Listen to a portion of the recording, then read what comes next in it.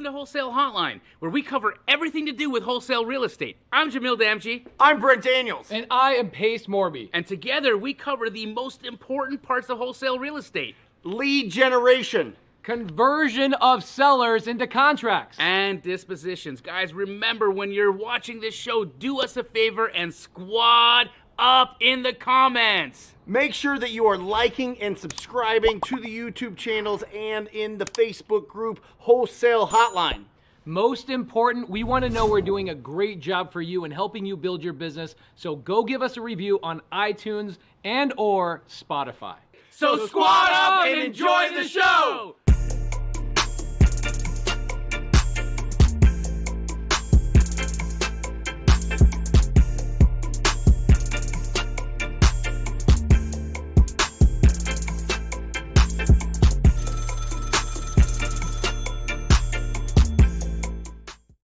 Welcome to Wholesale Hotline number 164, where we are going to be going over the do's and the don'ts of creative finance.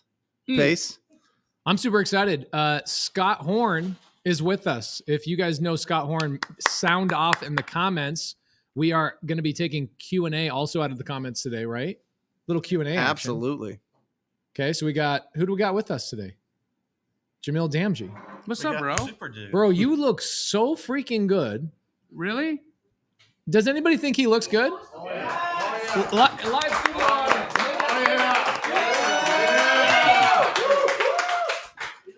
How many pounds are you down, bro? 1,000. And we got Scott Horne that traveled all the way from Dallas, Texas, and your right-hand person, the person who actually keeps everything together, Susan, is in the audience today. So thank you for hanging out with us today. Hi, Susan. My right-hand man all the way. I have a question for Brent and Jamil. Yeah. Yes, sir. Have you guys been seeing a growth in sub-2 and seller finance deals over the last year in your wholesale businesses? Oh, yeah. Yeah. Way more. I mean, not only that, but I think that the buyers are getting educated on looking to wholesalers for finding these deals, right? And before it was just basically fix and flip, right? We're looking for ugly houses. Let's go. Let's put some money in and flip these. And then a lot of those flippers, June 15th, got caught trying to, kind of forecast where the market was going to go. It stopped. It halted, and then they, had to get rid of that inventory. And that's where I think, bubbling to the surface came these creative finance buyers that were looking to add to their portfolio. And I think just you on a global tour talking about sub-2 and making it, common language, yeah. I think has seeped into the consciousness of the buyers in our area. I've got to ask a quick question though, because I just heard fix and flip. Mm-hmm. And so we are and have always been a cash buyer as well. And when the market's turned, of course, yeah. life changes. Mm-hmm.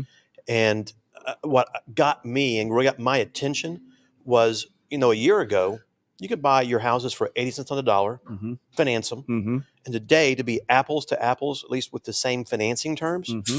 you're at 70. Oh, yeah. Just to break even. Mm-hmm. And you're going, holy cow, how is that going to affect the marketplace? Which means when that happens, what do you turn to? Creative finance. Creative finance and sub-2. Which is why we got Scott Horne on the show today, guys. Can we get a round of applause for Scott Horne today? And if you're in the audience, if you're on the YouTube audience, by the way, guys, please tell everybody who you are and where you're at in the audience. Give some love. I want to see you guys clapping in the comments. Is that possible? Yeah, I think they you do can that do a little emoji. They do the emoji. They do the emoji. So for me, right? Mm-hmm. Because obviously I've got my finger on the pulse of what investor buyers are looking for across the nation. How many markets? 144 markets. Wow. 144 markets. Yes. So in 144 markets, what I can tell you is that for fix and flip, obviously creative deals aren't as popular. But when it comes to buy and hold investors, people that are looking to buy to create generational wealth, people that are looking for cash flow, people that are looking to increase the holdings of their inventory, creative has 1,000% taken over. And it's not only just like creeped in. It's not a backdoor strategy anymore. No. It is kicking down the door saying, if you're not providing or offering some creative type of opportunities for us, then we're going to find our buy and hold deals elsewhere. Yep. And so not only has it become an extremely necessary aspect of a wholesaler's business model, it has become an asset class. And it was what Pace and I were talking about the other day, was that the 2 and 3% mortgage has become an asset class. Yeah. It's become an asset class all in its So own. instead of just single family, It's the golden multifamily, ticket. it is the golden ticket. It is. And when you look at it, look, let's take a mortgage amortized over 30 years, okay? And let's look at the amount of interest that gets paid to the financial institution that's involved in that deal. And when you have a 2 or a 3% mortgage, how much interest gets paid to the financial institution? And then you compare that to a house that's got a 6 or a 7% mortgage on it, and how much interest gets paid to the financial institution involved in that deal. And if you have not looked at what that looks like, friends and family, you are in for a big surprise.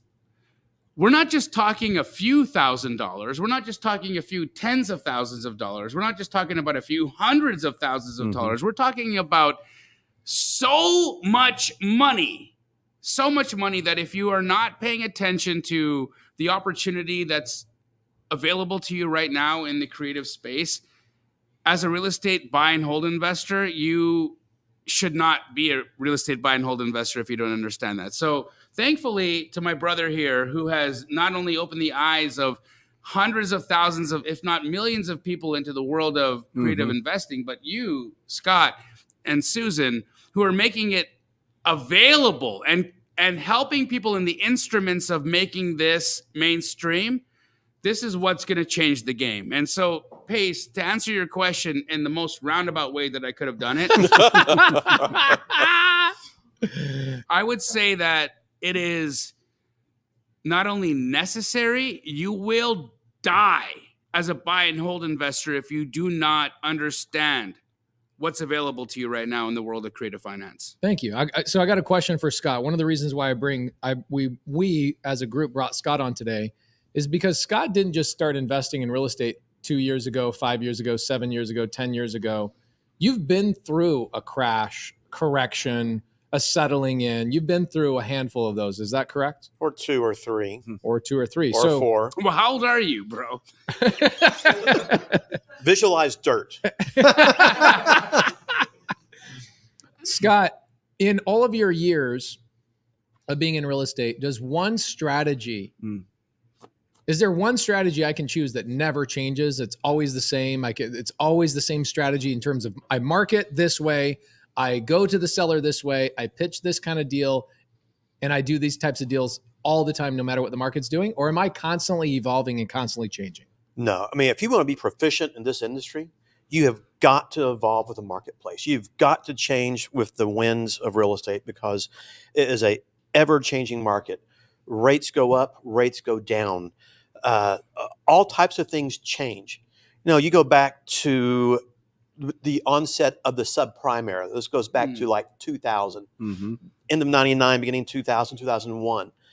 All of a sudden, because we had done a huge amount of seller financing before that, but now the seller financing world slowed way down because almost anybody could get a loan at a great rate. So only those who really didn't need a loan would come to do a seller finance deal. You look at the crash of 08, 09, when no one was expecting it to happen. And all of a sudden the world stopped and you couldn't get a loan on a piece of property to save your life. A homeowner couldn't get a mortgage. Investors couldn't get a bank loan. What do? Go work at McDonald's? No, you find a different strategy. What was that? The creative finance world. It was the advent of the sub-2 world is where that came out of. But our marketplace has changed so much along the way. And you have to be in tune with it. You have to be willing to adapt to it. And so long as you are, you will change with the marketplace and you'll be successful. It's those who are not willing to adapt, don't. And I love to use the example of back in 08, 09 when the crash hit. I always say it's August of '08, which was when Washington Mutual crashed, and it was announced at 10:30 at night, and I about died that night because I didn't sleep at all. Poof, there goes that thought process. But we 2008, Washington Mutual.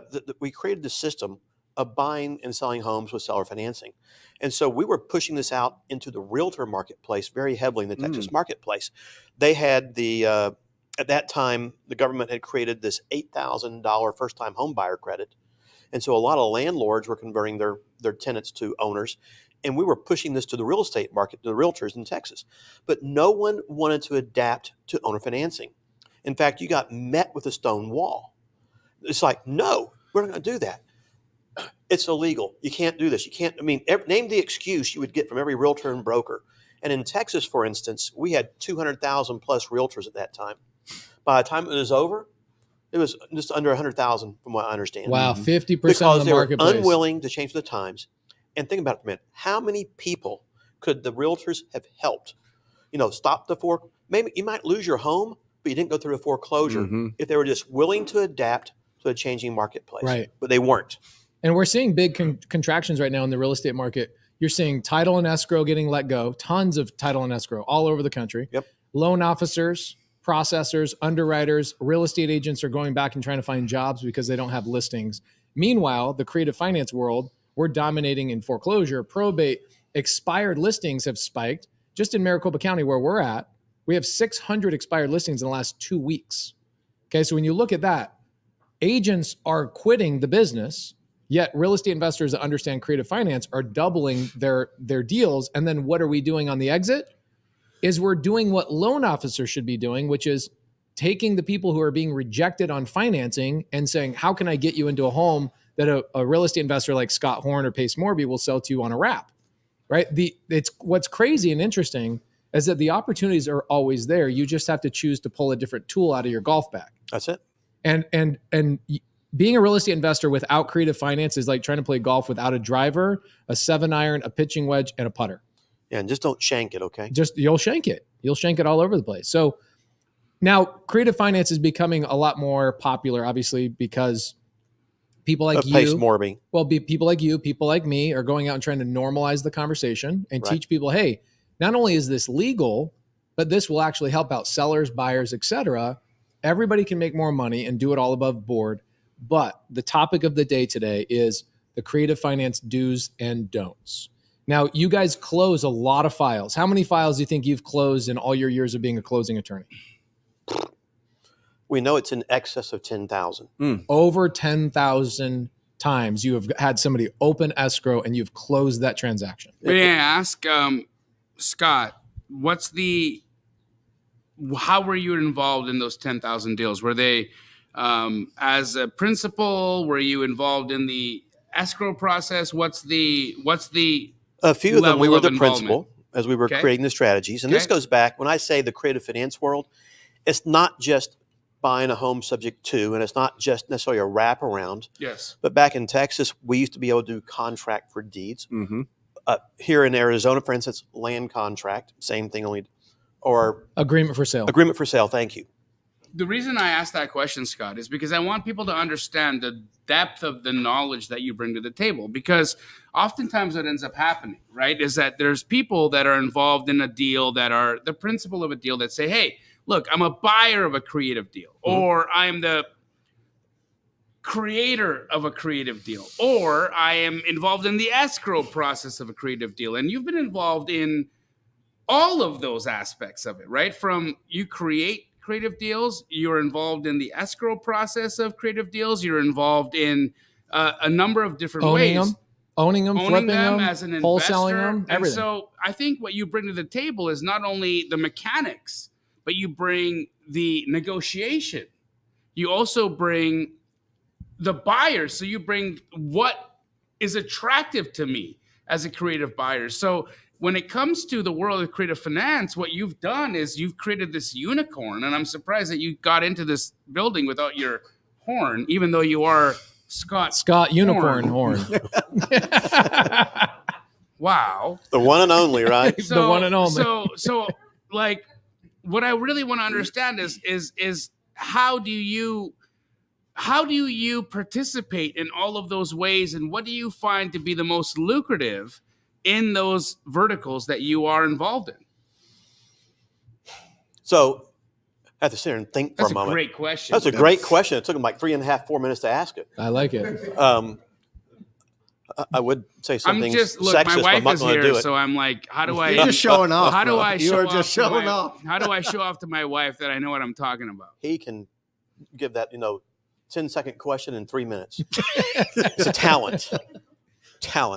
Let me ask that question. How do you make money? How do you make money? So, again, first and foremost, you're going to make the most money by being the operator, the acquisitions, the originator, and the sale. Yes. That's by far the most money. Being a service provider is great as well.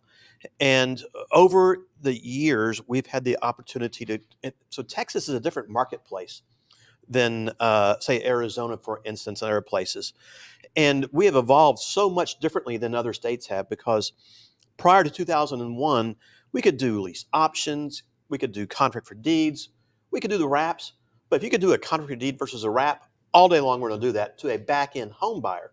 Now, yeah, we'd want to control the front end through an acquisition, but you always find what's best for you along the way. Now, acquiring and holding the asset and holding that asset long-term is the legitimate wealth generation principle that I know you guys talk about, we talk about all the time. That's what is out there. From there, the service providing industry, whether it's the loan processing, the loan servicing, the note pros we call it, which is helping a realtor or an investor structure a deal, whether it's acquisition or sale, is out there. And then, of course, in the process of the escrow and the closing, whether it's closing through the law firm or it's closing through the title office. And when you do that, you get a chance to see all sides of the equation. And that's what really gives you the knowledge base and the expertise that I see so many don't have. Because literally, we walk the walk, we talk the talk, we beat the streets every day looking for houses. We're talking to the sellers like you guys do every day and overcoming the objections. We're talking to the buyers who sometimes have objections out there. They don't necessarily like the fact that there might be an existing lien. Ergo, the introduction of the loan servicer into our equation today. But it's the true 360 of the industry we've had a chance to go through and work within that has given us a knowledge base. And you have a unique business model, which is really smart, because like you've mentioned before, you're vertically integrated, which means when somebody brings an escrow file to you and they say, open escrow on this, I want you to do the transaction for me. A lot of times you guys have the opportunity to buy those deals as well if they haven't yet found a buyer. Is that correct? We do. Which is pretty cool. It's an opportunity. Right. And out of all the thousands of ways to generate leads, that's one we've never talked about. You want to generate leads? That's the best one. Be a closing attorney. Gosh. It's amazing. Well, you get a chance to not only sometimes buy those houses. Yeah. That's not necessarily our primary goal. Sometimes the investor needs help. I have a young man who is trying to buy a house in Arkansas, in Dallas, runs across all these roadblocks of probate issues and possibly having to file suit to partition the property because some of the heirs may not want to sell the property. Well, instead of just taking the deal ourselves and running with it, we're partnering with them on the transaction. Cool. And it may not be a true 50-50 deal based upon the workload and the dollars involved, but you give them opportunities to learn the industry and learn the business. And even on the creative side, you get a chance to do the same thing too. Whether it's working with wholesalers, we just did a deal with some wholesalers out of Maryland and one guy out of... Do you like the way he says wholesalers? Wholesalers. Wholesalers. Is that the right way? Is that the Texas drawl? Exactly how you say it. It's exactly how you say it. But, to help them understand the process better, and then even partnering with guys out of Houston on the deal in Dallas. So you get an opportunity to get a flavor, to work with other people, which gives you a chance to help educate them a little bit further and hopefully make them better at what they do. Okay, so speaking of making people better, we got 670 people on here watching right now live. They want to know, what are you drinking? Water? Coffee of some type. Coffee, okay. But the cream wasn't that great. Out of all these files that people open at your law firm, what would you say are a couple of the don'ts right out of the gate? Incorrect paperwork, no disclosures, the seller wasn't actually explained things properly. What are some things that you see so commonly over 20,000 transactions that you're like, man, How if I could long fix do this, we have? if And you where could are my fix girls? one thing, would be a kind of a cool thing. Yeah. Yeah. I'm not sure I can tell you one thing. First and foremost, so again, in the Texas marketplace, it's understanding what our do's and don'ts are. Yeah. And what the Texas property code is, because so many investors, don't take this wrong, they listen to the guru. You don't need to be, wherever that might be. And of course, if you did 5 deals, you're now a guru automatically, and you're going to teach the. Actually, I waited till I did my second deal, and then I became a guru. Okay, good boy. But they don't know what they don't know. Right. Is the biggest problem, and they don't want to listen. They want to turn a quick buck and make it happen. Right. I get that. We all have to have money. We all have to eat, right? But they don't understand the basics of what you have to have. They think that because they talk to so-and-so out there on an internet course, that they now understand everything they need to know, and they're ready to close that deal and buy it and sell it. There's a lot of biggest problem being that they're not learning from the right person. That's true. And who's that right person? Oh, I don't know. Yeah, he's wearing a baseball hat. Or a lot of times people will not pay attention to things that they should pay attention to. I think that that's very indicative of our A-type personalities, right? Ready to go out there like gunslingers, going to get deals under contract, but you're not willing to take the time to spend. But I also want to just point out the fact that how long have you been in the business?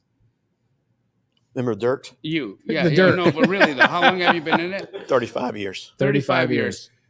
And I'm only saying this because you won't. What? Because you're not going to say it, but have you met, in the 35 years that you've been in this business, have you met a single creative real estate investor that has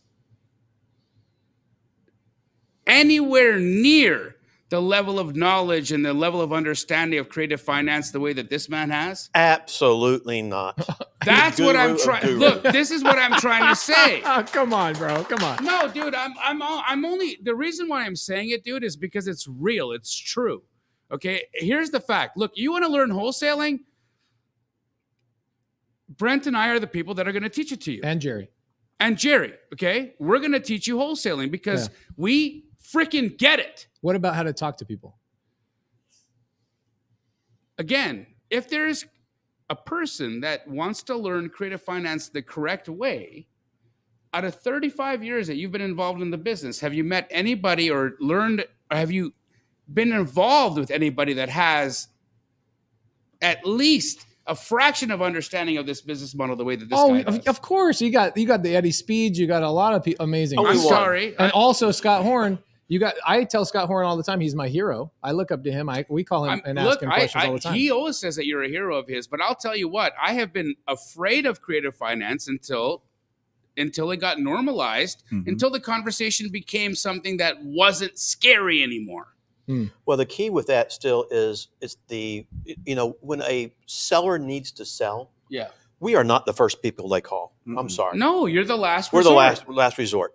They call, as you should be. We should be. They call the realtors and the agents first. Yes. And the problem is an ignorance and a lack of willingness to understand the business. Are you saying from the seller side or from the agent side? The agent side. Okay. Because you go to real estate school, this is not taught. No. Neither is comping, by the way. No. I was on a podcast this morning, and it was like a real estate agent podcast, and I was like, "Are you guys sure you want me on this podcast?" I go, "We really want you on the podcast." I go, "Okay, great." 1,300 people show up to this thing, and all I did was hammer them on the fact that none of them learned anything in real estate school, and the learning stops within 6 months of them being in the business. It's just memorization. It's memorization. That's all it is. I mean, you're not learning communication skills, sales skills, comping. You're not learning Team different building. creative. No. You're not learning how to be an entrepreneur.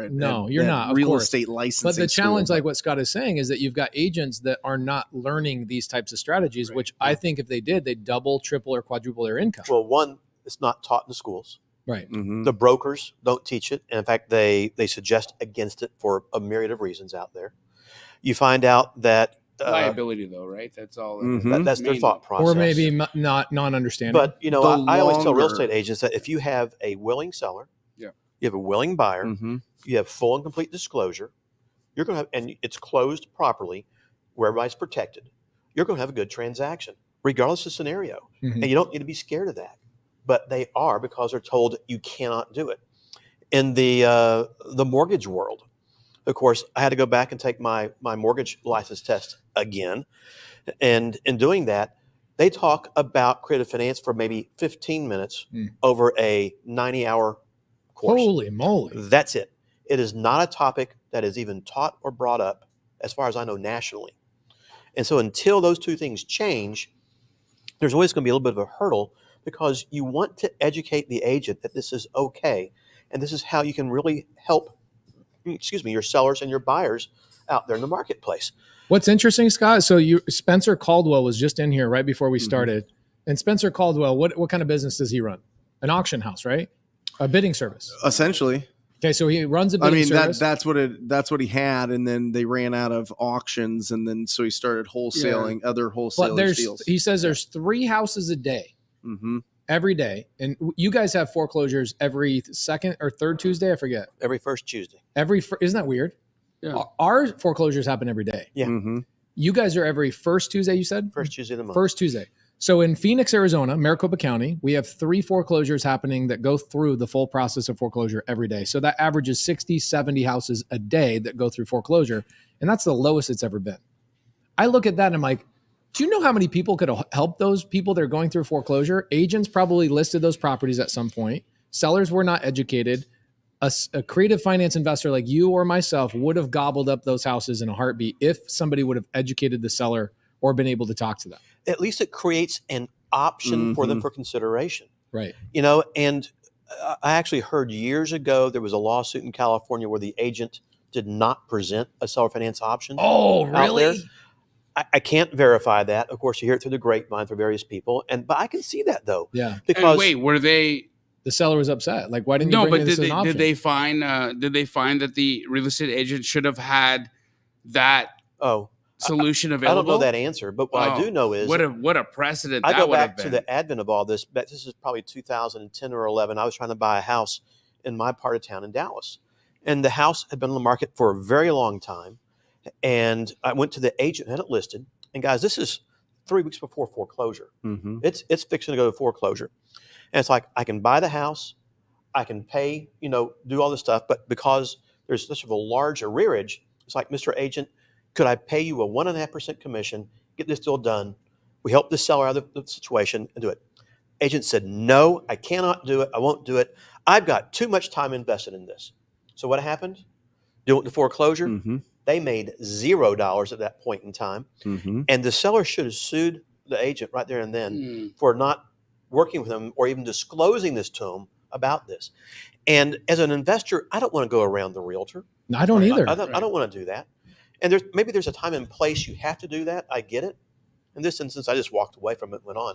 But you see those things all the time out there. Right. And if these agents could get more educated and have a reasonable understanding, and what the brokers really want is the brokers want the agents to be what they're supposed to do. Market the property for sale, marry a seller and buyer together in some format, but then bring the right people in. So one of the things I found in the Texas marketplace as we were marketing this, we had to find it and create a tool to get brokers on our side a little bit. So we created what I call was the 4x4 rule. So just like your new truck is a 4x4. I was just going to say, is it a truck? Yep. And you just run them over? Like, what is this? Well, What's the I tool? think every 1.5 cars in Texas is a pickup truck, I think. And, so we created it and said, look, you need to incorporate the knowledgeable attorney in the transaction. You need to incorporate a note pro, if needed, to help you structure that deal. You need to incorporate the residential mortgage loan originator and the loan servicer. So those are the 4 people to incorporate. And then the other side of the equation was the compliance side. It was the property code, RESPA, the Real Estate Settlement Procedures Act. It is the SAFE Act, which you need to have a modicum of understanding of that, and the Dodd-Frank Act. And by bringing those things into the equation, it helped get past 98% of the issues that a broker had, and it broke the walls down a little bit. But even to this day, you run into roadblocks. I'm sure you do the same thing here too. All the time, yeah. It's all ignorance. It's ignorance and it's a lack of understanding. And you'll get a lot of brokers that will say, I've been in this business for 21 years and I've never seen anybody do that. I'm like, really? That is literally, I will not even, at this point, I'm not even going after cash. And yet you're telling me that they don't happen. It's my entire business model. It's just ignorance. And then also, if they don't know how to do it, this is what we run into on the direct to agent side. It's illegal. It's illegal. Or the biggest issue is that the agent doesn't know how to present it to their seller. And instead of just saying, you know what, I, the licensed professional, I do not know how to actually bring up subject to my seller. So I'm going to tell you, I'm going to pitch it to them, but I'm really not. Well, 45, I'm telling you, because I went to real estate school, like 45 of the 90 hours is them telling you how you can get sued. Really? All it is. Yeah, That's so what you would say that the licensing process is more about how to keep yourself out of litigation or how to keep the broker out of litigation. That way, at least than from my it is experience. About doing transactions or actually solving problems. But I think what it boils down to, like the seed of all of that, was the longer that you have a relationship with a homeowner or buyer, a seller or buyer, the more exposed you're going to be for litigation. So it scares the hell out of agents to think, oh my gosh, you're going to take over the loan of my client and it's going to be like that for years and years and years. What is that going to turn into? How's that going to go? All of a sudden, the liability and all of that, like PTSD that we had going through the school of them telling us of all the different ways that people like lost all of their money and lost their license and got in real big trouble. It comes back and they're like, no. I just need a clean. I just need somebody to buy it. That's, I think, what you're coming against from an agent perspective. And you're also talking to agents. What is it? Something like 60% of agents don't own their primary residence. Right. And over 87% of agents don't own a single rental property. Sure. And so when you're communicating with an agent and they're not actual investors, you deal with this, I'm sure, all the time, where you're like, do you not understand what these buyers are actually doing with these properties and how this benefits all the parties involved? The agents bring a lot of value and benefit to the transaction in cash or traditional transaction, but they bring almost zero value to a creative transaction, which is tough because I want them to. Oh, absolutely. But the key there is if you can educate the agent. And by the way, it's not to make them an investor. If they want to become one, great. Go train to become an investor in this industry. But it's an education of what is available. And if they know it's available, that's great. But then what they really look for is, well, if I do all this, I don't know who to go to close the deal. I don't know who to go to process the deal. I don't know who to go to help me put the deal together and structure it. And they don't have those options available. Right. One of the things we do in our realtor training course is we're not there to train them to be an investor. By the way, we all talk to people in the marketplace about being investors, and we train investors how to do business the right way. But no one teaches the agent. So we took our course to help agents just recognize the situation, to realize what the resources are available so that they can help their client along the way. And then their key is just to present the option and let the seller make the decision. And let the investor get involved to help explain the transaction when necessary. But they're scared to do that, though. Yeah, this is actually one of the things I've been doing a lot frequently the last year and a half, is I realized that agents were not presenting my offers. Okay, so I just told the agent, I said, hey, I really enjoy talking to sellers and showing them my face so they know who the end buyer is going to be. And I'd love to get on a Zoom with you and your seller so that you can be in that conversation as well. And if there's any questions, I can be there for you. And the agents now internalize that and go, oh, that means I don't have to explain what subject to and seller finance is? Amazing. And so I do a lot of Zooms with sellers and agents where the agents go, I can now watch you and govern you because I don't want you stealing my client, because that's a big worry from agent standpoint. But I also don't want to have to be the one that has to explain the due on sale clause and the this and the that and what happens to their DTI and what happens to this. So that's been really helpful for us. What do you feel like right now, if I'm an investor and I want to go get a deal, do you feel like the activity of acquiring creative finance sub 2, it has been amplified, and then the exit strategy of wraps has also been amplified? Would that be the 1-2 punch combination you'd be focusing on right now? Well, that's what we focus on right now, is the acquisition, using the creative finance side. By the way, creative finance could be buying direct seller finance or subject to or with a wraparound. Any of those same mechanisms all work. On the back end, though, I kind of see a few different scenarios. Of course, I see a lot of rental. I see a lot of short-term rental scenarios, and I see the wraparound mortgages in the back. You probably end, see too. a lot more wraparound in Texas just because of property taxes being so high for you guys on the rental side, correct? We do. It really it curtails what you can, with values going up so much, taxes going up so much. It limits your ability to charge higher interest rates. Mm-hmm. Back in the 90s, we were charging 12, 13% interest rates. Wow. Today, For creative deals. Yeah, you'd sell a deal on a wrap at 12, 13%. Yeah. And today, where are you at? We're 9? probably between 9 and 10. So pretty much what the retail investor is going to get anyways. Yeah. Well, the Very retail close. investor's 7.5% right now. I mean, 30.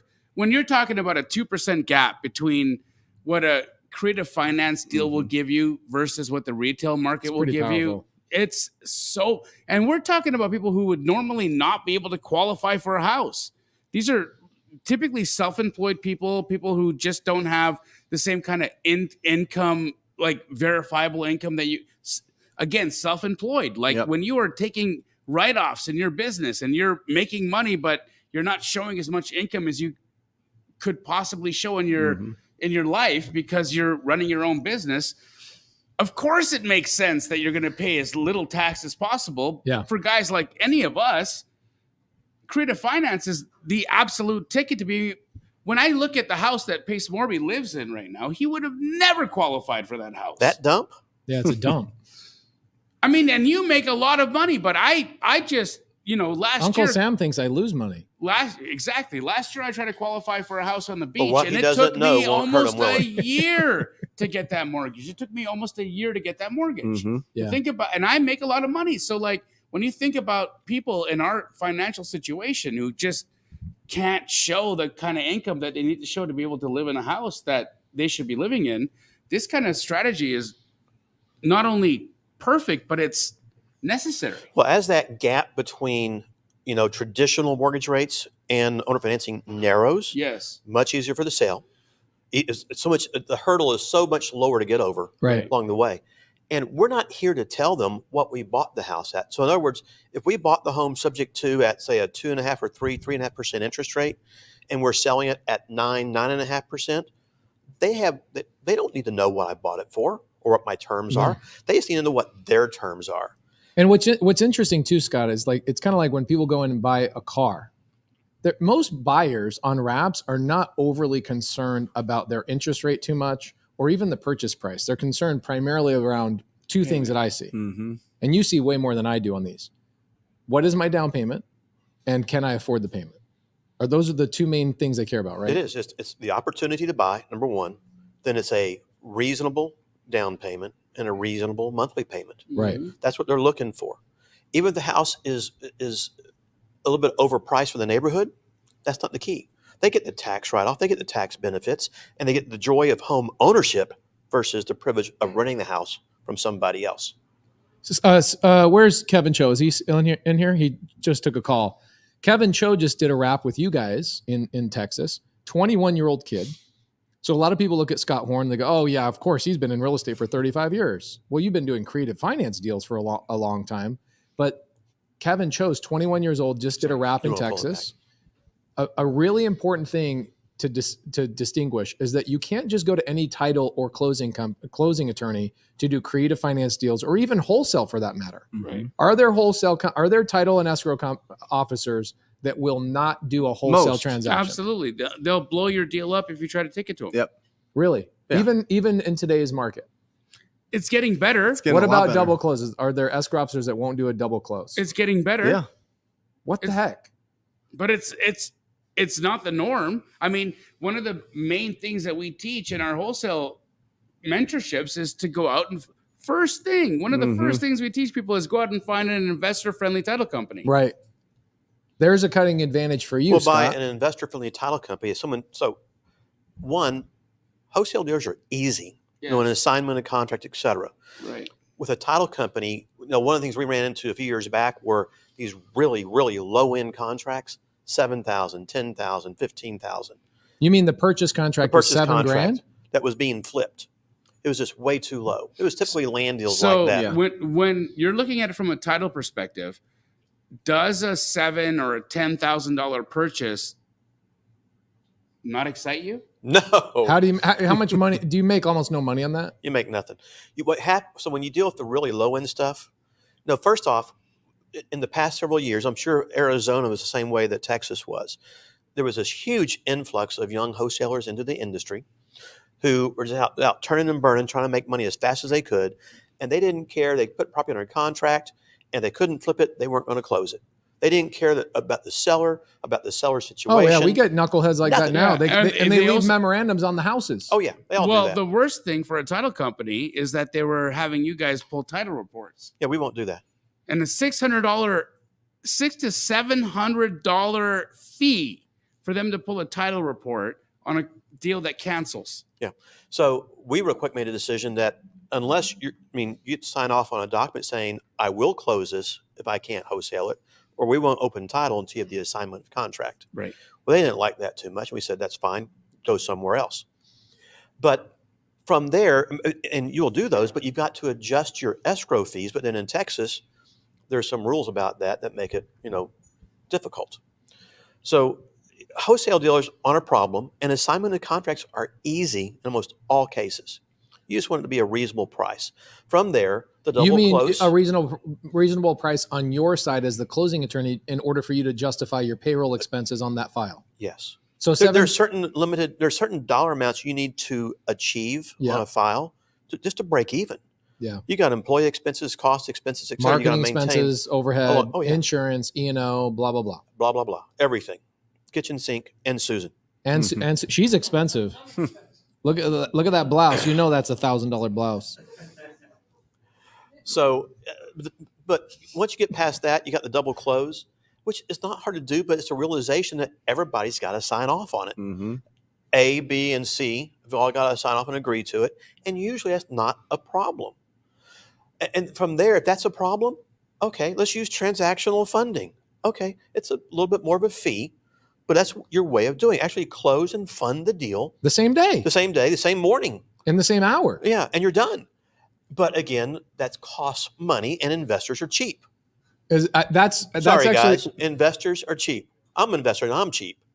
Just ask. You probably run into this as like a don't in the industry, is that people will avoid going the route of the right paperwork, maybe getting an attorney involved in their transaction, the right partnership agreement, the right JV agreement, because they're like, oh, that'll cost me $400 in a fee. Screw that.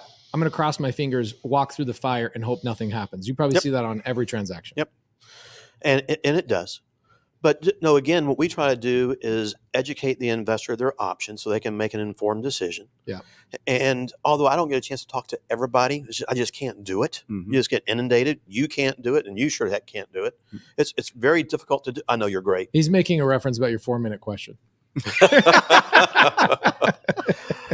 But when you do get a chance to explain to them their options and you get a chance to walk them through the deal, it helps them to make a decision pretty quickly. But you got to get them there first. Mm-hmm. And not everybody can always do that. And sometimes they are a little bit hard-headed. They won't follow advice. It is what it is. Now, this is one of the reasons why I'm trying to do deals with Scott nationwide. I'm trying to get Scott to partner with you and me on a nationwide title company. Right. Because I look at the need for somebody to standardize the process on a lot of stuff. Wholesale transactions, creative finance transactions, double close transactions, so that investors across the country can go, okay, well, I know how it's done in Texas, but I wish I knew a company over in Nebraska or a company in New Jersey or a company whatever. It would be really amazing if I could go to one company for all of that. And as of right now, it doesn't really exist. Can you not do virtual? You can do virtual, yeah. Yeah, but there's no standardized title company that you can go to. For instance, like I have a relationship with Fidelity Title, and I love Fidelity in the fact that here in Arizona, I can go to Fidelity and specific offices that I work with will do the deals that I want them to do. Yeah. But not all of the offices. Isn't that interesting? It's so interesting. They won't all do it, right? It's almost like it's not even about the title company. It's about the specific escrow officer 100%. Exactly. At the same title company. Isn't that a big headache? And that, to me, that's where the biggest issue occurs in the title business, right? Because, look, again, I'm a loyal person. I'm loyal to the companies that I work with, right? But at the same time, when I say, hey, why can't my office, or why, for instance, if I choose Fidelity Title as my company that I'm going to work with, but the real estate agent involved in a deal likes that Fidelity office, and that Fidelity escrow officer just doesn't handle double escrows, or doesn't handle assignments. Now, all of a sudden, I can't do a deal at that office. Now I'm in a standoff with the real estate agent wanting to move my file to another Fidelity office that's going to do the deal.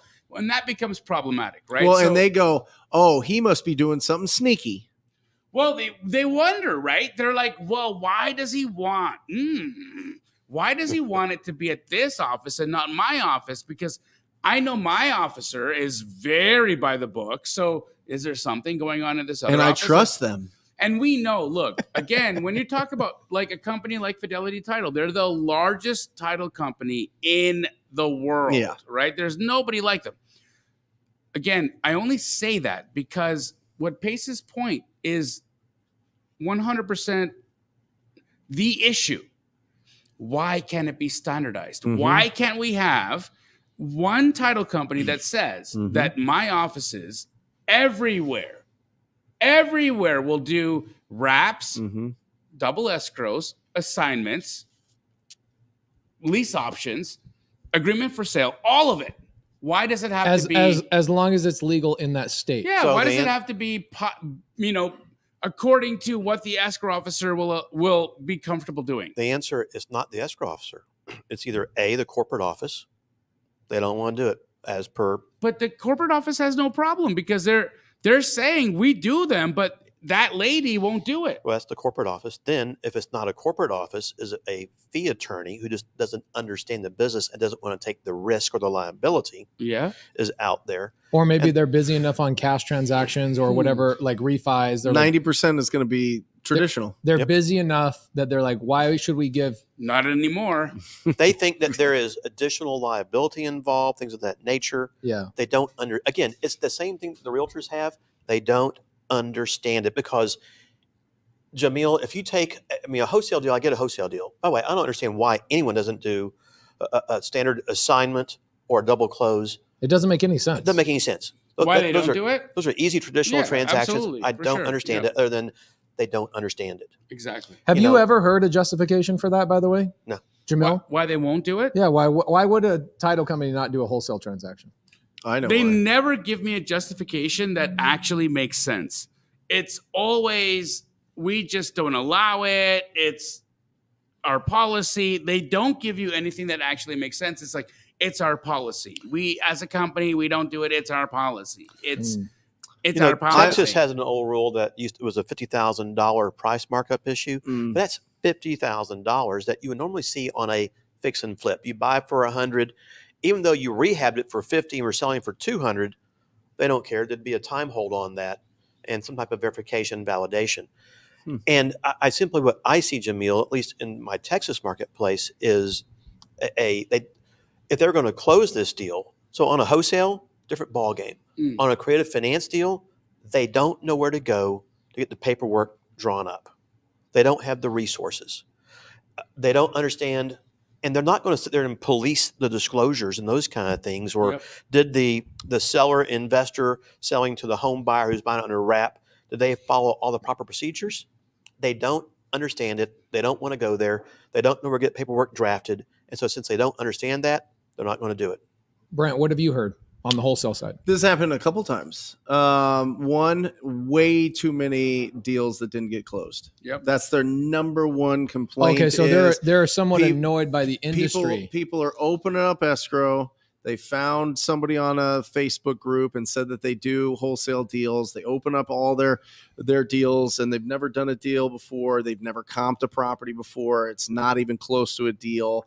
They don't have all of the seller signatures, the whole thing. That's the main issue. The second issue that actually makes so much sense to me. If I think about if you opened so probate issues, right? No, just the fact the wholesaler locks deals. up. They're not going to ever deals. close at this price. They locked it up way too high, or they didn't get everybody's permission on there, whatever. Right? So there was just too many cancellations that they're like, this is we're not making any money here doing these deals. Okay, that was the first issue. The second issue was sellers that were unrepresented would go in there and be like, I don't even know what's happening. Seriously, I don't know what I'm signing. I don't know what's happening here. I signed something a couple weeks ago, and then they just told me to come in here. I believe And all of this right? so much. Right? I've actually never really thought about this So that's until you why- said this. Yeah. That's a really good point. So I get a DM the other day, Instagram. Guy says, I have a deal. By the way, a deal is not necessarily a contract. A deal is something that somebody would be willing to buy, right? Like I don't go to Walmart and they go, hey, I've got this inner tube. It's a deal. It's $1,000 for this inner tube. It's like, that's not a deal. That's not a deal. That's not a deal. Yeah, it's for sale, but nobody's going to buy that. It's not a deal. So Isn't it a deal until two people actually agree to it. Yes. Exactly. So Okay. what happened? That's a contract. That's a contract. Yeah. So he says, I've got a deal. I've already opened escrow. Touché. It's teed up for you. Mm-hmm. And I go, great. What are the numbers? He says it's 320 ARV 325. I got the contract for 290. Mm-hmm. I go, cool. So it's a sub 2 deal. You go, no, it's cash, and it's got a spread. The spread's $35,000. Is oh my word? How is? And I go, let me guess. You're learning on YouTube, and he says, yeah, I am learning on YouTube. I'm like, bro, I love you so much. You got you wasted the title company's time, resources, Yes. payroll expenses. You clogged up the pipeline because you guys are constantly dealing with ebb and flow. Right, you've got a massive influx of deals, and then for some reason, maybe political or the football game's going on, or the Masters is this week. You have your title. It is, isn't it? Yeah, it is this week, Easter Sunday, Masters. So, and we'll get your prediction who's going to win the Masters this week by the end of the podcast. So, what happens is you guys are constantly managing not just files, but you guys are managing escrow officers' time and how you allocate their time to files that are coming in. You can't just clog your pipeline with 85 wholesale deals this week that are not deals. Let me just stop you real quick. So Susan and I opened an office in the Fort Worth area, and the escrow officer that we had brought on board was bringing in 80 to 100 deals a month. What? Yeah, One escrow officer? Yep. All wholesale. Problem was she was drinking her own Kool-Aid all the time, thinking she was the most amazing thing in the world, bringing in $7,000, $10,000, $20,000 contracts, Oh, wow. of which 50, 60% wouldn't close. And the issues and the problems, it caused a whole Wow, change this makes a lot of sense. of our internal philosophy and how you handle the business structure, because you had to adjust to all this stuff not happening. Same thing you're saying, clogs up the pipeline, the personnel, but they think every deal is going to close. And it's like, yeah, it doesn't. Very problematic, as you say. And you've got to nip that in the bud very quickly, and you change. And by the way, I have never experienced that in the 30 years of being a title attorney prior to that. Until these, Was she doing mostly land wholesale contracts? everything, and the deals. Again, these wholesalers, they were the type that if they can't find a back end buyer and investor, they're dropping the deal. They're not going to close it. Period. Right. And They they're don't wasting even everyone's time. respond. They don't even tell you they're canceling. And you guys it. are sitting there following up. They're in your email They're trying. inbox. You got a file. You got things. You've uploaded things to Google Drive and all this kind of stuff, and then they just ghost. Yep. No, dealing with the investor, as we call it, the actual buyer with the cash, those are easy deals. Yeah. They close. It's the wholesaler that created the problem out there. I understand why the title companies are having issues. Okay, let's shift. I want to shift it for a couple of minutes. Off topic, completely off topic. Not Masters related, by the way. We'll get to Masters in like 35 minutes. The NAR. Have you guys been tracking this lawsuit that's going on with NAR and the Department of Justice? No. It is the largest lawsuit. It's a class action lawsuit. You need to go do several YouTube videos about this.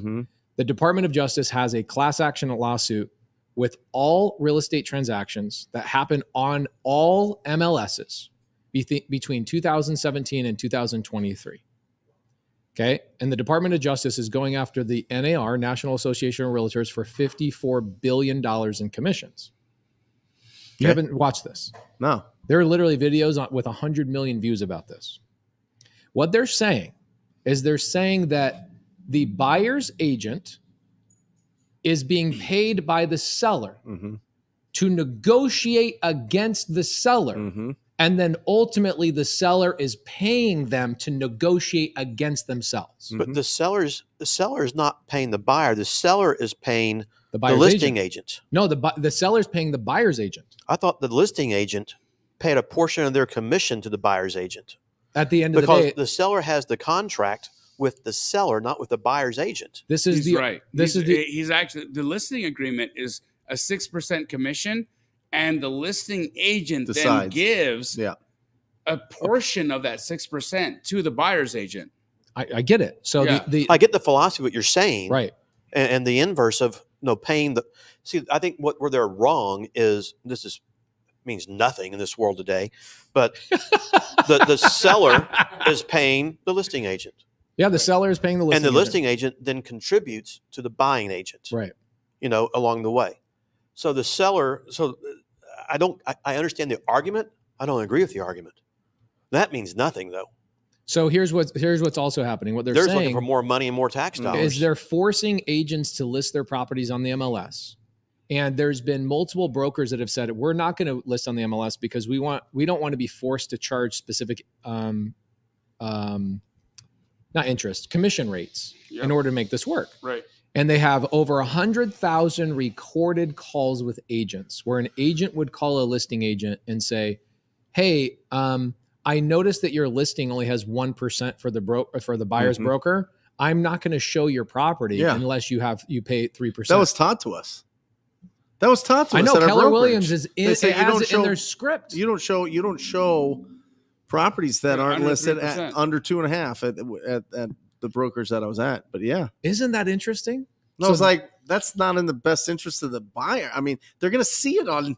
I mean, this is like right before Zillow popped up, right? Yeah, That's yeah. And then an issue Zillow popped between- up, and then between the agent and the buyer, yeah. in that regard, Yeah. different than what they're talking about. Oh, though. for sure. But right away, as to your point, completely ties a buyer's agent's hand to their fiduciary duty, which is to get their client the best house for the best price, right? Yeah, and I started out in 04 and 05. I mean, they Yeah. were given. I mean, 1% was generous in some of these. You know what I mean? Yeah. And they're like, "Well, you can only show 2.5." I was like, I'm gonna switch brokerages. Wow. So Which is what ended up happening. I But wonder. yeah. I wonder if that actually is more of an action against Keller Williams, or specifically like brokerages that have that kind of verbiage or that type of action that they're putting their agents Yeah, I don't know. up against. But it's interesting. It's interesting nonetheless that we've got, the Department of Justice involved. We've got the National Association of Realtors involved. We've got all these people fighting over 6%, Mhm. right? All these people fighting over like whose interests are being better taken care of. There's 6% up. There's 6% up for grabs, right? Whose interests are being properly taken care of. However, we're unwilling to show our clients creative solutions. Mhm. We're unwilling to show our clients.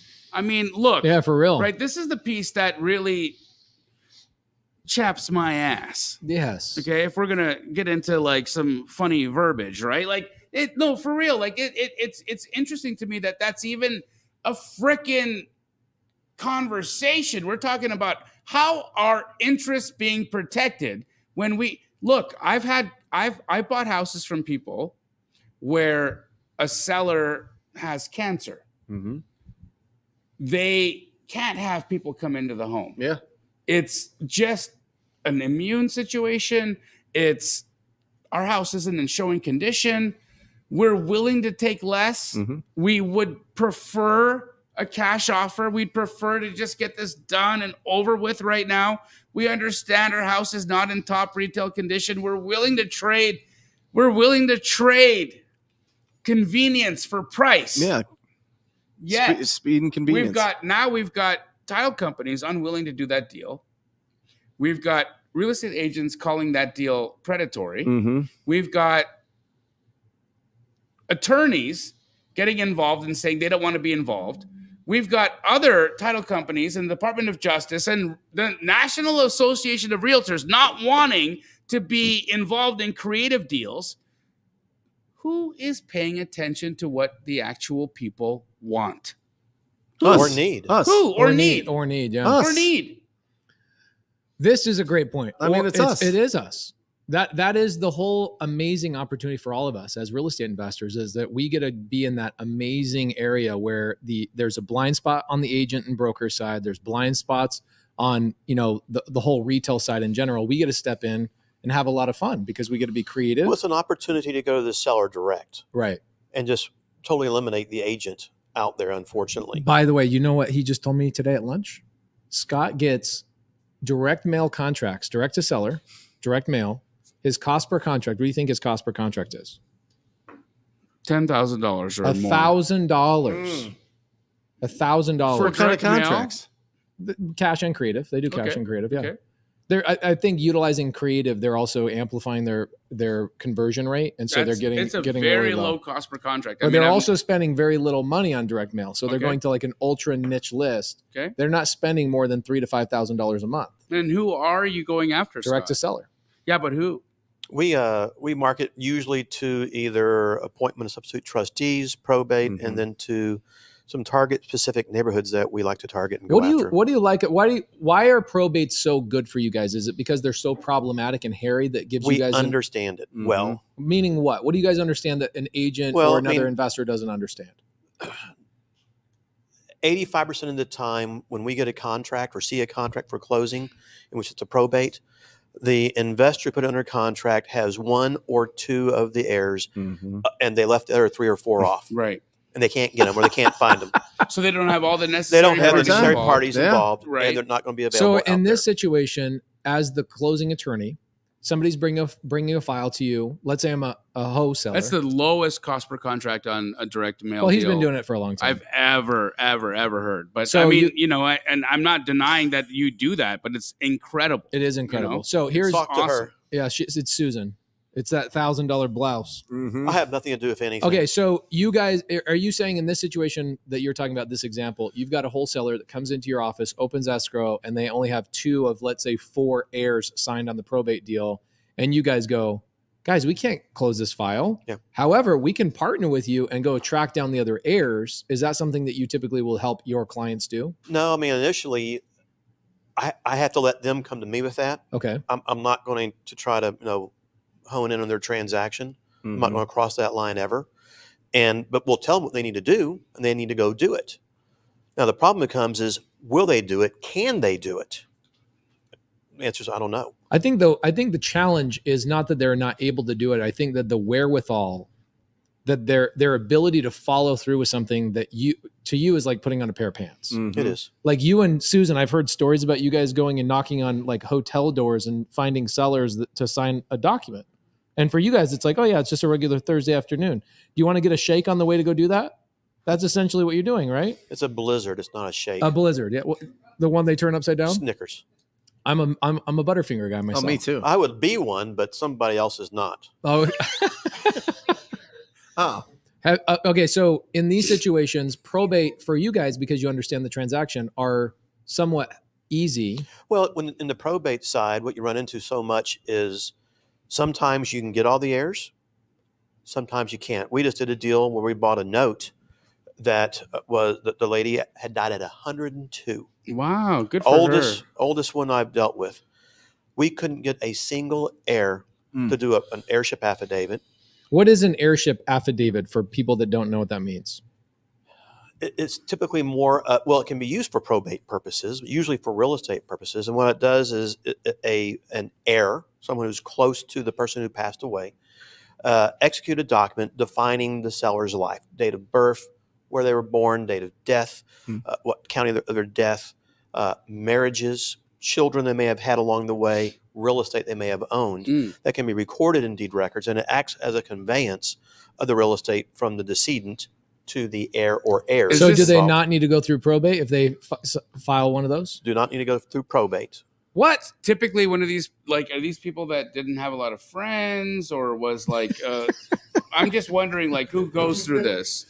Well, we do a ton of this stuff. Wholesalers that file memorandums that don't close on and in that. this that scenario, final of deal. course, this lady outlived 3 of her children, Wow. at that age. It's like, wow. And then, of course, they all had children. And we had a partner in the scenario who drove to Louisiana, No, he and his father worked through various ancestry sites, etc., found the people, talked to the people, confirmed the information, finally found someone who could get the documents signed, which allowed us to move forward in this instance. What did you give that person? Did you give him a Snickers Blizzard to sign the documents? What did you give him? Two? Okay. Just a little bit more. In a lot of these situations, Scott, you're probably giving some of the heirs like $500 or $1,000. Oh, absolutely. And sometimes in those scenarios, you'll try to get a deed, even if you can. In this instance, we can't even get the people to return the phone calls. We had one heir in this instance. And these people just have money coming to them if they just answer the phone and say, they were offered, and are these people that are entitled to more money than the $500 or $1,000 that you're offering them? Like, absolutely. If they put their head up and said, hey, like I want 10 grand. Yeah, I'm the heir of so and so. Oh, that he died. Cool. So what do I get? Like, is that somebody that they just had to put their hand up and say, like, yeah, I'm occasionally. Okay, and then what's the other occasion? Well, I mean, there's going to be those situations where there's limited dollars on the table. Yeah. There's going to be those where there's. Are they money. worried that there's maybe a credit or a creditor coming? Well, no, they believe that if for some reason they are listed on title, they become responsible for the mortgage. So they think that they're coming. And the debts. The reason why they're ducking their head in the sand is they believe that they're going to be inheriting a debt. They're inheriting a situation. Is that true though, Scott? You see, well, this scenario, I think the answer is yes, that I was talking about. They simply don't understand. I know that a prior note holder in this scenario offered them $15,000 to this one lady to get her to do the affidavits and whatnot and sign a deed. She wouldn't do it. Why? I have no clue. Our number went to her at $1,500. She still didn't do it. She got zero. Okay, is what it is. And you know, there's a myriad of answers to that, and there's never one particular answer. And of course, you get that heir that raises their ugly head up, thinking there's a fortune on the table when there's not. Right. But for the last 4 years, they did nothing. But today, oh my gosh, I'm deserving all this money. Yeah, they love Uncle Jack. Yeah. Yeah. Mm-hmm. So absolutely. Have you ever seen people in probate situations fighting over like vacuums and weird things like that? We give them 30 days to like clear it out or it's gone. But they do. And they never get it anyway. We have a scenario right now in Dallas on a little bit more unique situation that I won't get into, but the house has been sitting vacant for 2.5 years, full, from when this lady passed away.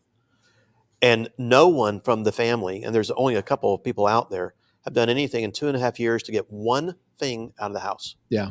And the executor of the estate, who was appointed by the court, files a request to sell the contents of the house. It's like, who are you going to sell them to? Another hoarder down the street. They have no money in this instance. And it's like, who's going to come there to clear it out? You can't even pay to do anything. But they file this application anyway. It's like, what are you doing? Yeah. You see so much incompetence, unfortunately. You see ignorance. You see people who are scared. And if you have the ability to help explain items to them a little bit, you can get them over those hurdles. You don't need to be a probate expert, because I'm not a probate lawyer. But I know enough of the probate that gets me past the first couple of stages where I can properly explain to them, this is what's going on, this is how you're affected, etc. And you help them get past that. Now, hopefully, you can get most of the stuff worked out. In this scenario, we got everybody done. So, Scott, it was amazing. You're an attorney. On some days. You're also an investor. I'm an investor. Investor first, attorney second? If I really had to tell the truth, I'm an investor first, a lender second, attorney and title third. Understood. Are there any issues in what, because I think anybody would want to answer that question. Like, look, as an attorney, he understands his liability, he understands his exposure, he understands all of the things that could come back and bite him in the butt.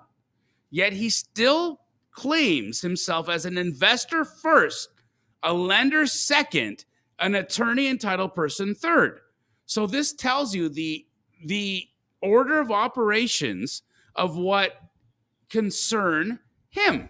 And so I only bring this up because I think for a lot of folks who have this barrier to entry, They feel like, I don't want to be a real estate investor because I'm worried about getting sued. I don't want to be a creative finance investor because I don't want to have liability. I don't want to be a wholesaler. I'm afraid of the due on sale I'm afraid clause. of the due on sale clause, or I don't want to be a wholesaler because I'm worried about the issues of like some kind of a legal ramification coming after me. Whatever that is, right?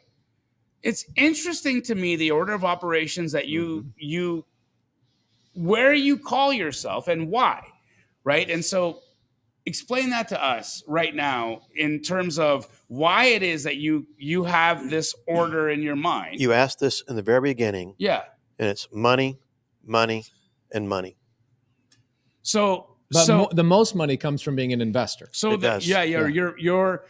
are incentivized based off what you get as an investor. You understand that the liability doesn't truly exist that you need to be worried about in the type of deals that you do. So then that puts you into understanding and protecting yourself from a legal standpoint after the fact. But knowing all of that, you now take advantage of and earn money from the other aspects of the business. But in all aspects, you're an investor first, and you protect your butt and her beautiful blouse off of the fact that you are an attorney and you understand how these deals work and how you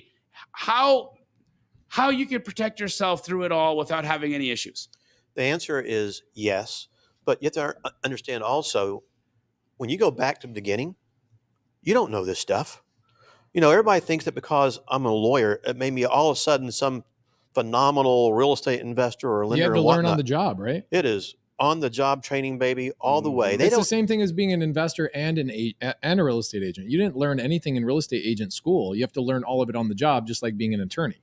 They teach you a modicum of knowledge, how to find things, how to be smart. And from there, you got to go figure it out, because this is not taught in law school anywhere. And what kind of lawyer are you, by the way? Like what besides damn good? Well done. No, but like what type of attorney are you? A real estate attorney? I am a transactional real estate and title attorney.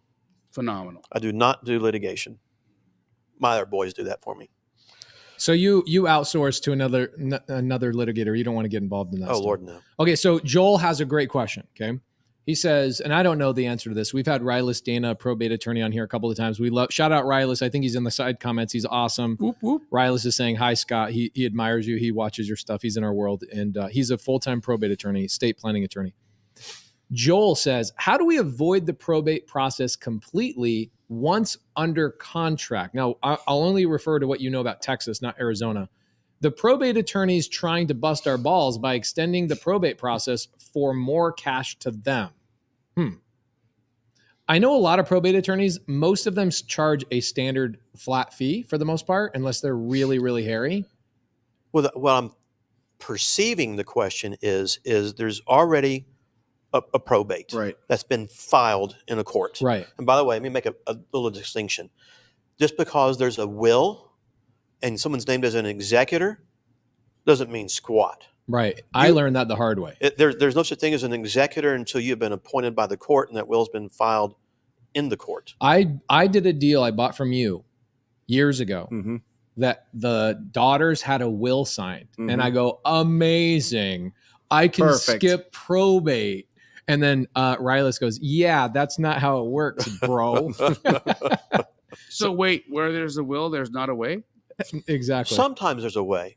Maybe it's a muniment of title. That was good. What's that called? A muniment of title. So if all there is real estate involved. Is there a certain dollar amount? This is what I've heard. There's a certain dollar amount that probate can be avoided if the estate is worth under a certain dollar amount. I think different kind of. Well, oh boy, we can get off the weeds. There's small estates affidavits, what you might be talking about a little bit. There's a muniment of title where the will becomes a conveyance document if there's only real estate involved and nothing else. But, you know, in the question that Joel asked, though, you have an estate, and the estate owns property, and you've contracted with the estate to buy the property, which means the executor has to sign the contract. Now, the problem is before the estate got probated, maybe an heir signed the contract. So that they jumped the gun a little bit. Okay. Did the heir even have the capacity to sign the contract at that Right. time Right. or not would be the question. Then the probate gets filed, and the estate doesn't necessarily have to recognize that contract because now the executor has the authority to sell, not the heir. And so what I'm hearing is that the executor is seeing some things maybe the heirs weren't. One heir jumped the gun a little quick over the other 2 or 3 heirs, trying to sell it for too cheap, and he's trying to get a little bit more money. And the best advice there is revisit your transaction, run your numbers, make your best offer, take it or leave it. Love it. Now, on the probate side of things, you guys prefer to go after probate as your primary direct to seller mechanism? No, it is a mechanism. It is, I'll tell you, all 3 work pretty well for us. It's the appointment of substitute trustee, which is the pre-foreclosure mechanisms, where we try to capture the pre-foreclosure mechanism. Yes. That's a niche list right there. It's a niche list, kind of. But it's getting out there before it gets to that, in Texas, you can't even find out about it until 21 days before the first Tuesday of the month. By then, it's too late. So we're trying to catch this 3, 4, 5 months before, when the people may be getting in default a little bit. So you're looking for people that are 1 month late, 2 month late, 3 month late, and on their 3rd month, then it becomes public notice for everybody that they're in foreclosure. They're losing their house on the first Tuesday of next month. That's right. And you're finding these individuals and then contracting them, possibly or hopefully putting them into some form of an agreement. What is the fastest and most efficient way for somebody that's watching today right now to get their hands on that kind of a list? I think that list is sold across the country through probably multiple types of pre-foreclosures sources. daily. I think you use them, right? Yep. Yeah. And what would be the approach, like for the 800 people watching right now? How would you tell them to approach that seller? Well, we used to. First off, we do direct mail in that regard, hoping to get that phone call back so we can help. Mm-hmm. If they weren't dinosaurs, what would be a way? Yeah, we get a lot. We get a lot of people to ask us to remove that from the list for all sorts of various reasons. I know you are, and I am a dinosaur. Sometimes I feel like in today's world. No, I got it. I got it. Ow. But to us, it's simply a comment that we know that you may be having issues and problems ongoing. We're here to help. Mm-hmm. If you want to discuss some options you might have, take a moment, reach out to us. Yeah. Let us see if we can help solve your problem. Do you find that you get a better response being an attorney? Like approaching them what as really an attorney? sucks? Let me tell you what really sucks. Yeah. I have this huge amount of knowledge and expertise in the industry, okay? I have borrowed almost $1 billion from my banks, which means you sign on the dotted line, right? Right. Not creative finance that we do out there today. And in walks somebody who's blonde and female and gets a whole lot more response than I do. And all the barriers get lowered when she talks to them. And it's like, no, what am I over here? Chopped liver or something? Oh, so you say Susan does a lot better than you do? Oh, heck yes. 100%. Susan, are you better closer It's than not Scott? even close. Absolutely not stinks. even close. It's not That fair. was a smart move partnering with you. We're a great tandem because she opens the door and she's doing all of her empathy Yep. with Nurturing. the sellers, nurturing And love. whatever, while I'm investigating the house and repairs and analyzing the paperwork. Yeah. And then we sit down and come back together and go, okay, here's how we can help. Awesome. Okay, so you've got the pre-foreclosure. Sounds like you do probate as well. And we target particular neighborhoods that we like. Sometimes it could be those newer neighborhoods people got in where you got lower interest rates right now and they're in trouble for some reason. Right. We do like other neighborhoods that we target for certain demographic makeups that we just want to be in those areas for lots of reasons because maybe it's awesome for seller financing. Mm-hmm. And that's what has worked for us historically. So like on the what you mean? I'm going to tell y'all, don't laugh at me here, but I can take y'all back in the day when we didn't have all the we didn't have texting, okay? Or DocuSign. We didn't have DocuSign. Or cars. We had horse and buggy, baby. Dirt. Legs. Remember that. But there used to be Valpak things that would go out. The coupons. We were on the back of orange juice Yeah. containers in the grocery You're stores. joking me. And then one day I found my sign on the back of a bus I didn't even know about. And then I get a call from a banker and goes, Scott, why are you advertising on the bathroom wall? I'm going, what? I mean, I had Yeah, no idea because this the was going on. Valpak would basically put you guys everywhere. I no, remember there was a sign It that was says neighborhoods. Scott Horn sucks. Call this number. I'm just kidding. No, it was a bathroom. You said right? It No. was for a good time. Oh, for a good time call. That's great. No. Listen, honestly, brother, what is really interesting to me is how, first and foremost, how much value you've been providing the marketplace for as long as you have been, but just how long these types of deals have been going on for, and truly that it's like Morby didn't invent subject to, he perfected it, right? He perfected marketing. There Did you go, a there you go. phenomenal Yeah, He job at it. perfected marketing it, Yeah. right? And you've been doing this a long time. And what I really want to talk about is the opportunity that's been come into our world and working with Scott. Oh, huge. Because you've brought to the table an opportunity for real estate investors across the country to normalize the conversation with their sellers about doing creative deals. Well, you try.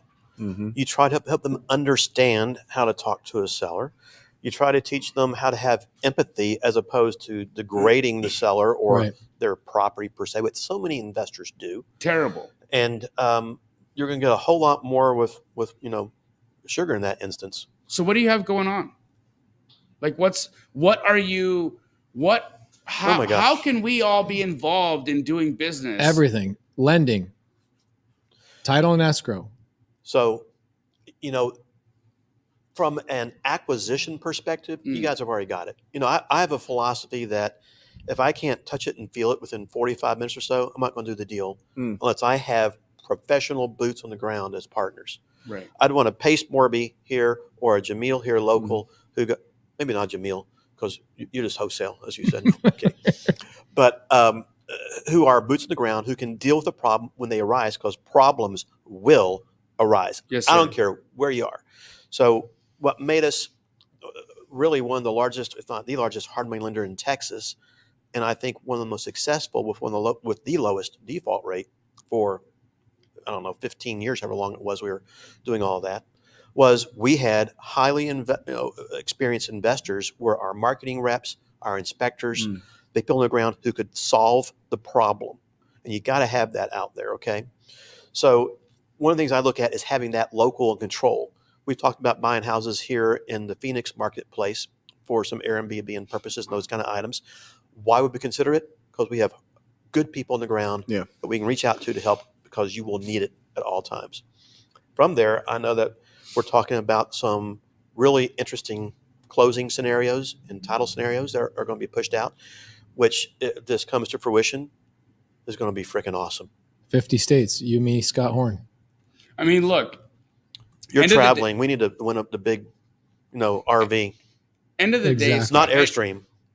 No. I'm not an RV guy, but at the end of the day, what I think is the most important. I think he likes glamping instead. Is that what He I'm does hearing? actually. The last time he was in a camper was in Malibu. No, I shouldn't bring it up. He broke. What'd you break there? Your wrist? Or my ankle. He broke his ankle. We don't want to bring up Malibu. No, Okay, we only have 5 more minutes. that's it. Rapid fire. Okay. Oh my God. Foreclosure in Texas. Yep. Okay. Jeez. Let's say it's Monday, the day before the first Tuesday of the month. I want to stop a foreclosure or extend a foreclosure. Is it possible? Probably a TRO if you had your attorney lined up in time, because most What of does TRO stand for the a new temporary people? restraining order. Ooh. And the question Hold on, let me becomes: take is that- are take- you going to give your, what's the excuse? If you have a contract to sell the property, a judge will most often stop. So you restrain the financial institution? It's a You do. restraining order against it. Process. Wow. It's like light choking. That's very aggressive. Next. but it's going to stop it. Bondage. You always wish that they had a reinstatement in time to go and get it paid, if they will accept it that late. Some will and some won't. What if you call the trustee or the lender and say, we have a contract, we need you to extend the foreclosure to next month so we have time to close? Will they typically do that? 50-50 shot, Okay. If you're Never a if you're guarantee. blonde and you're charismatic, possibly. okay, More so than if you're a platinum blonde. And and you not. sound like a dude, yes, okay, Thank you. I'm glad I sound like a dude, though. You do sound like a dude, which is a good thing. In Texas, is the word dude not a good thing? It is a good thing. It is a good thing. What's a dude ranch? A dude ranch is like people are trying to be cowboys, I think. Trying to be. Trying to be cowboys. Have you ever seen his boots, by the way? His Lucchese boots? I want you to notice I actually didn't wear boots today. I did notice. Just because of you. Really? I did. I almost wore my boots today. Well, tomorrow I'm not going to wear boots. We're playing golf tomorrow. I know. We're playing golf But tomorrow. Wednesday I'll be in boots, okay? I rarely get a chance to play golf, but I'm really excited about that. Okay, so here we go. A rates question. Scott Bottomley. With rates rising as much as they have been lately, are you finding that you can push the wrap payment a little further above market rent? My experience is yes. I'm getting on my wrap buyers, the traditional rent around that neighborhood, my wrap buyers are paying over what the traditional rent would be. Is that what you're experiencing? We're 110%, maybe 115% right now. Of rent? Yeah, I've heard other investors talk about charging 11, 12% down in the Houston marketplaces, but that's got to be on lower end houses because when you get up to higher dollar values, you're going to push them out of the marketplace. Right. Ooh, okay. A lot of good questions. By the way, you think rates are going to continue to go up this year? Brent Daniels. No. You think they're done? I think we've experienced our last rate hike. Anybody want to put $500 on it? Yeah. I just lost $5,000 to you. So $500. How'd you lose $5,000? It's a long story. Okay. It's not a long story. Astro Blaster. Got it. Oh, that's right. I was like, bro, there's no way it's as good as you think it is. I had to wire him $5,000. Okay, $500. Rates are going up again before July. I don't think they're going up again. $500? You can't bet on I don't think. So you got to say they are. They are not going up again. We have experienced our last rate hike from the Fed. Okay, August 1st, check in with us. You guys taking notes? August 1st, Can we not $500. make it $500? Can we make it more? I don't have more, bro. $500 is all like, I just He lost feels $5,000. very confident. His confidence just melted with you asking that. Well, no, when he's confident, he says 5,000. I know. 500. So can we? Let me teach you how to be a good attorney. Yeah. I don't know. I don't know. Yeah, How right. about you? Would you make a bet with me? I know. Absolutely not. I have no clue. No, yeah. I believe they're not going to go up any higher, but I absolutely do not trust. $500 done. I don't trust the Fed. I don't trust the government. August 1st, I think DC. by August 1st, the end of July, rates will have gone up at least 0.25. Fed rate. Fed. Fed rate. Do you think they're going to do another rate hike? Yeah, $500, yeah. guys. You Not saw even, it here not even a live question. on Wholesale Hotline. Live right now. No Fed rate hike next meeting. There you go. No, not next meeting. By August 1st. Next meeting. I don't know when the next meeting is. They change the quarter. meetings all the time. Okay. Now, Hold on, we haven't figured out the bet yet.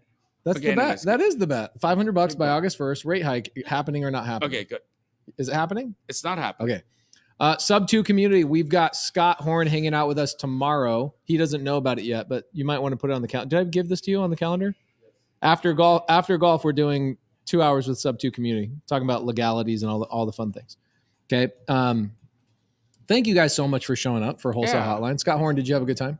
Y'all are fun. Not only that, you're easy to talk to. Yeah. And you know our industry and our business. It makes life easy. You know, I have a lot of contracts out there with memorandums on them that I have no intention of closing, so I don't know how much I know. Yeah, that's your Susan, strategy. let's find those so we can follow suit. The one thing that I'm actually disappointed in, you didn't wear a vest today. Did you see him wear a have vest one. last time? I could have. Yes, a leather vest. Oh, If it wasn't 80-something degrees here, I would have today. I mean, I said to the ladies on our way over here, I'm like, you're gonna meet one of the most well-dressed men today that I know. He will show up in a leather vest. People think that T-shirt is actually a tattoo because he's never taken it off. That's it. This is the only thing I have. Last question for Scott. Memorandum on a property, wholesalers abandoned. What do you do in Texas? Put him in jail. So first off, a memorandum does not create a lien on property. Yeah. It's a notice of interest, essentially, right? It's just a notice that there is a contract. What we don't know is did the contract close? Not obviously it didn't. Is close. it a legit contract? Is it legit? Was it finalized? Did they have permission to file a memorandum? Well, you can file a memorandum if you need to. I don't think you need permission to file that per se.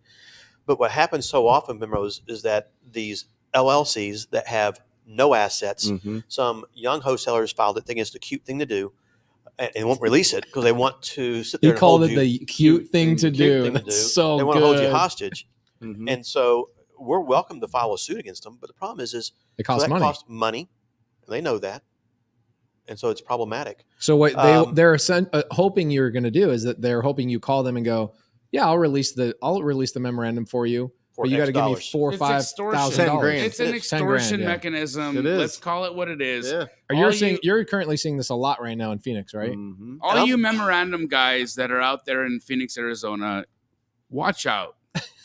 Yeah, I'm not kidding you guys. I'm wondering watch out. if you could ever pierce the veil. Attorney General's and coming go to after them you guys, and y'all are personally, going to go to prison. claiming some type of fraud, possibly. I don't know. I'm going to have to follow up on that question. And we're working on solar panel issues right now in Texas and how to remove those issues from the deed records for closing purposes. And I'm wondering if there is a streamlined mechanism to remove the memorandum. But as a title guy, I may close it without it because how do I know? You insure around it? Me, what, just for somebody that doesn't know what you meant, let's say that I, the young, cute wholesaler, go and get a seller under contract. Mm-hmm. I have no ability to close that. I paid too much money for it. But I was taught by somebody on YouTube, or by the way, there was a guy in California charging people $25,000 to go to a 2-day boot camp to teach them how to file memorandums. Oh, no. Yeah. His name is, I don't want to say it. Say it. He's stronger than me. Tell it to me. Like a lot stronger than me. You want to know? Yeah. Oh, wow. Did people actually pay for that? Yeah, I had to block him on Instagram because he was promoting it and running ads and all stuff about like how to running ads to teach people how to put memorandums on properties. Actually, here's what they were doing. They were renegotiating with the seller the day before close of escrow. Yeah. And what they were doing is they were saying, this doesn't work out for me. And then they come in $100,000 lower. Yeah. And he showed the math on his YouTube channel showing like, if you had this many people say no, then just wipe the deal. Contract stays there. You file a memorandum and somebody has to come and pay you later. And the percentage of sellers that are in such a desperate situation because you're about to close escrow This is on YouTube? tomorrow. Yeah, it was on YouTube. It got pulled down. Yeah. And then he was charging Do I people know? 25. Oh, you know him. You know who he is. Yeah, you've known him. We've all been on stages with him. Got it. I won't go on a stage with him ever again, as of like 3 years ago. Wow. So let's say that I'm a young wholesaler. I go lock up a seller in a contract. I realize, oh crap, I'm not going to be able to sell this deal. I bought it too much. Or maybe this guy in California taught me how to try and lowball the seller the day before close of escrow. So I file a memorandum and hope that somebody has to come and pay me off later in the future. Mm-hmm. Brent comes along and he goes to that same seller and he goes, hey, let's get into a contract. Seller says, yeah, no problem. What's so funny about sellers, by the way, is they never say, hey, just so you know, I signed like 4 other contracts with like 4 other people. They never say that. No. And then you get into contract, you open escrow, they do a title search. They go, hey, did you know there's a memorandum on the property? And you're like, what? The seller didn't tell me. Mm-hmm. Are you telling me that there's a possibility that Brent could hire a title company that would close around my memorandum? It's possible, and because a memorandum is not a lien, it's a cloud. And the question becomes, is it willing to take the risk?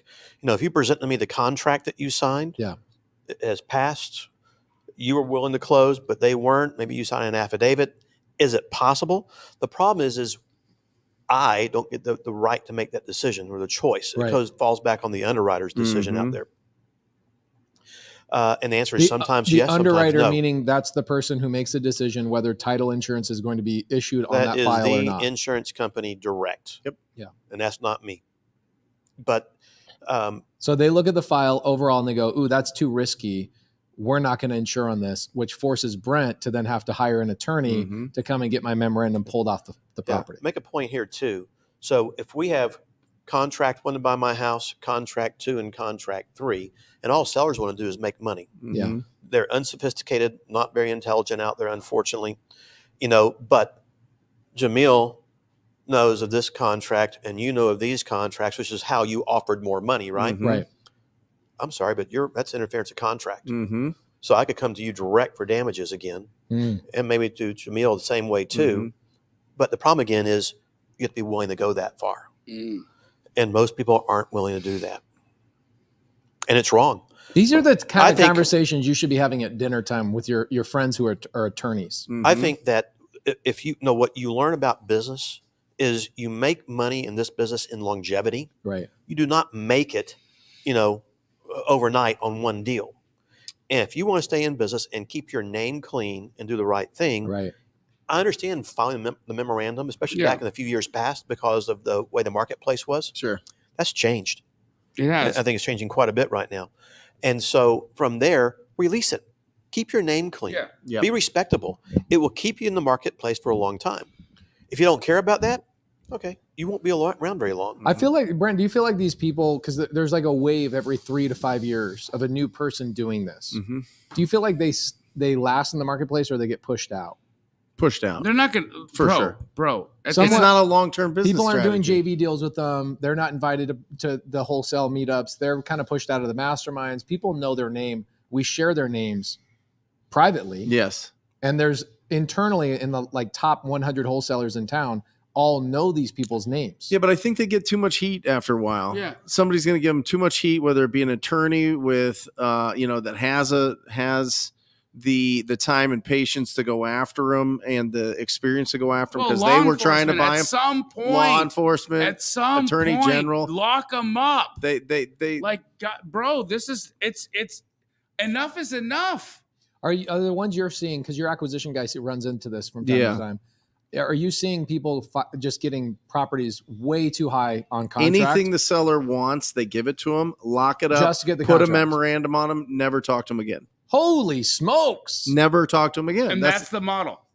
There's 30 lawsuits right now with one of these buyers. And then Arizona. they just changed their LLC name. This is what I'm Wow, saying how is about that there was a guy That's teaching where you get this. into the fraud scenario, though. Well, this is when we have to go to the sellers and educate them on what is happening here. Or you Like, go to have you done research on who is offering on your house? Or maybe- Is there testimonials? Do they have a better The business? problem is Have the they- seller also is blinded by whatever desperate situation Of they're in. course.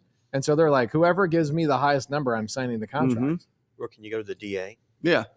Oh, yeah, sure. Yeah, That the solves the first problem. group, Yeah. like 5-6 years ago, the partners, Mm-hmm. right? They were big door knockers, and I was door knocking a ton of Yeah. deals. We would run into them so much. They ended up getting the DA on them Mm-hmm. from other investors. Mhm. I know exactly what you're talking about. Yeah. They're no longer partners. Well, one of those guys got into a really, really bad car accident, ended up becoming brain damaged. So karma got him. He got beat up. Not a car accident. He got beat up by people. Oh, he did. Yep. He said he mouthed off to somebody in downtown Scottsdale, and they beat him up. Mm. Yeah. So Mm. yeah. Yeah, but you can't last. You know what I mean? Longevity, You can't last in this business if you don't have a long-term legit business strategy. I mean, not even just being a scammer, but I mean, scams don't last that long. It's You know what I easy mean? to do things right. Yeah. You make money doing things right. Yep. It may not be as quick and easy or as, oh, I got this great scheme of how. No, we don't need that stuff. It's the same thing in so many businesses out there Mm-hmm. that we want. It's like the people in the owner finance world who they just want to get a down payment. They don't care what's going on, won't follow rules and regulations. And Meaning the buyer they're taking a wrap buyer that's not qualified and can't make the second payment. just taking the money and go. Yep. Let me take the big down payment, and I'll worry about it later. That's all it is. How to make a fast, or they do a fast assignment Right. without. And I do a lot of podcasts with note buyers in the marketplace Mm-hmm. because we're running into a lot of the creative finance stuff out there. It's like, how do we know this was even originated right, or Right. this or that? What is this loan processing thing that we keep hearing you've got to do? And the wholesalers have no idea who put these deals together. They have no idea how to originate the transaction properly, and they don't care. They want to create it, originate it, sell the note, make all this money. Yep. They're done and gone. You know, there's an advantage there for us, though, right? The people that are doing it the right way, Mhm. building relationships, having the longevity mindset. As much as I feel bad for these people that are doing it the wrong way, it only amplifies our success. Mm-hmm. Exactly. And I wish that they would do it the right way, but they do make it easier for us. Doesn't hurt. Doesn't hurt us. So great wholesale hotline. Great one. Great wholesale Hey, hotline. Scott Horne. Thank you for coming out. Sub 2 community. We've got Scott Horne with us for 2 hours tomorrow evening after we you'll beat me in golf tomorrow, right? Oh yeah, whatever. You'll beat me in golf tomorrow. I was going to say after I lose $100 to you. I'll probably lose some money to you. Is that per hole? I don't have that kind of money. I have to save $500 for our bet. Brent, what do you have coming up, brother? I'm going out to Hollywood. I'm speaking at Ryan Panetta's thing. I saw that. When's that happening? Wednesday morning, and then back Wednesday night, and then. Are you going to do anything with Vina while she's in town? You going to try and do something with her? When is that? That's this week. She's flying in Wednesday, staying through So Saturday. she's not going to be at the event. She will. No, she'll be at both. Oh, good. So you'll do something then. Yeah. With her. Okay, cool. Absolutely. Me, I've got nothing going on this week. But guys, if you are interested at all, myself and Matthew Ferry, one of my first and original mindset coaches that I've been meditating with and doing a lot of work with, just in the world of understanding how we can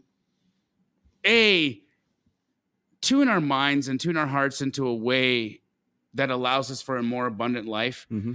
He's actually created a huge opportunity for people to come out and have a weekend with us.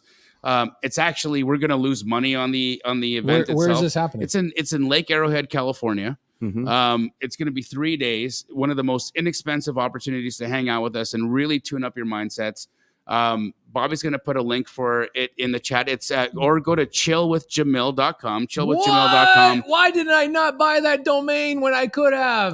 Chillwithjamil.com. I could have sold that to you. Would love to have hundreds of you come out and understand. When is it?